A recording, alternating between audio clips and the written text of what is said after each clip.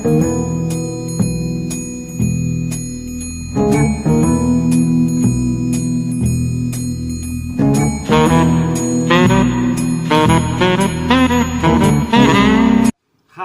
we are in Callejeros Viajeros and we are faced with a current and overhand them sexist violence. We have met three women who have suffered it. The first is Elena Nito del Bosque. Please tell us your story. Hi. The truth is that I don't know how I have got so lucky and I had the courage to separate from him. We met us 10 years ago when we were studying at the university. We saw each other again and we knew ourselves better. Then he settled in front of my apartment.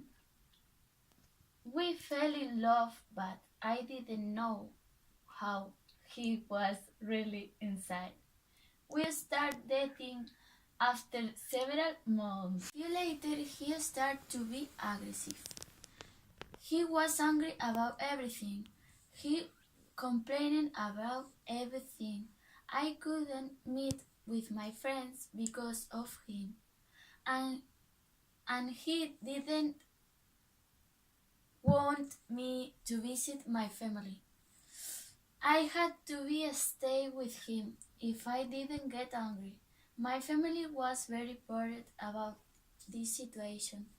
They didn't know that was happening, but my brother one day come with us because he thought that something wrong was happening.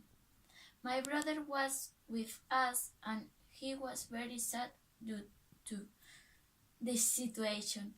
Was saying that I was very thin and sad. My brother was looking us every time, so my brother discovered it. My brother was very angry with him and he took me. Then we went to our house with our parents. Finally, I started new life and in other city. My name is Luz Cuesta Mogollón. I'm 48 years old and I have been victim of sex violence too. I meet Achilles in a park of Móstoles. We saw each other every day, but we didn't speak. Only we looked at each other, but with a special manner, and then he smiles me. One day I decided to talk with him and both of us fell in love quickly. 3 years later, we moved to Rennes and we started to live together. And 2 years later, was born our first son, Carmelo. Achilles Castro was a very good father, tender, attentive, and cheerful. But with the time, his character was changed, and I don't know why. We worked in different things, but we had the same jobs that before born Carmelo. When the arguments started, I didn't give importance. I thought that was normal because he worked a lot. But then, all got worse. Yeah. I arrived home after him, and it's true that the last month I took a long time to get to my home, but it was because I did extra hours in my work to win so much money because we had economic problems. Every time that I did that, he always was waiting for me at the living room. He was watching me, but with furious eyes. He asked me always the same, "Where does you come from?"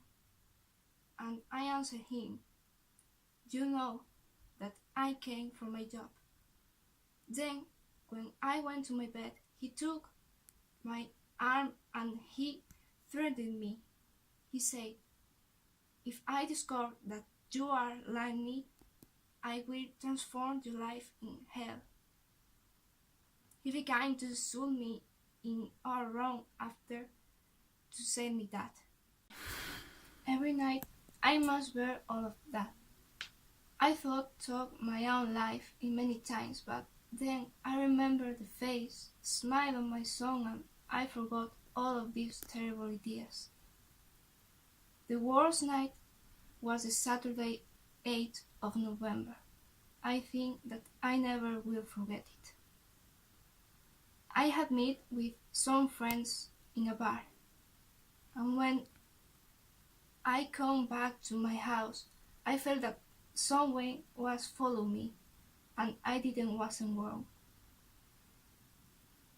In the moment that I came to my house, and before I could close the door, one person covered my mouth with his hand, while he put the other hand around my waist. He closed the door with his foot, and he dragged me towards my bedroom. When I saw the face of that person, I was very confused. He was my couple. In that moment, he started to insult me. Every word came with slap. I got fed up and I decided to bring his hits back. That wasn't a good idea because he changed the slaps for punches. I thought that I will die, but I'm alive. And luckily, that never happened again, but today he often continued hit me. This is the first time that I dare to tell my history.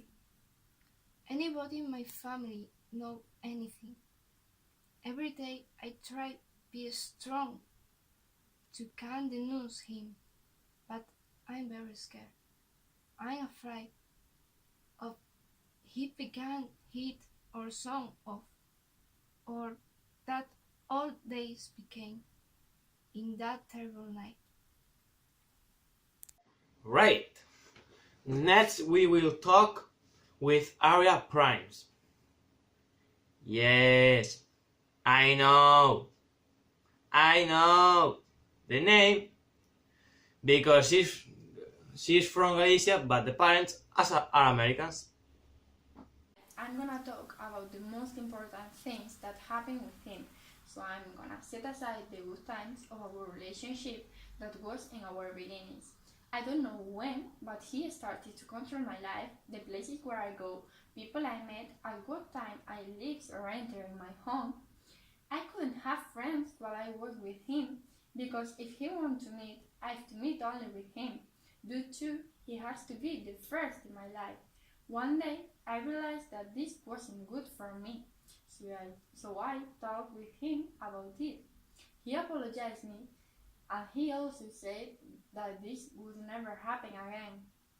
Friends said me that it was a toxic relationship, but I continued being in love with him.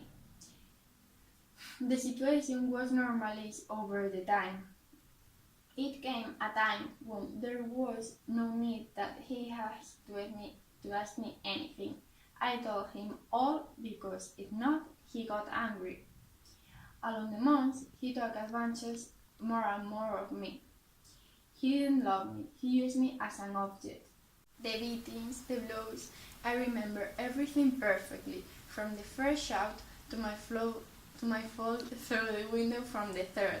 He didn't throw me, despite having tried it a few times. I felt that I couldn't escape from that tragedy, so I began to think about the possibility of the suicide. That world sounds very away from us, but it's closer than we think. My parents were really loud. I couldn't tell them it. And also the teachers, because they talked with my parents. Fortunately, I survived, and at these moments my parents knew everything. He disappeared, and my life began again. People end up being killed, so always inform your parents, your teachers, your friends, the police. All of them will help you. Suicide somehow saved me, but it was the worst decision I could do. There's always someone to support you. You don't have to suffer this alone. Thanks for your attention. Don't forget to share the video. Tu le bella con la papaya.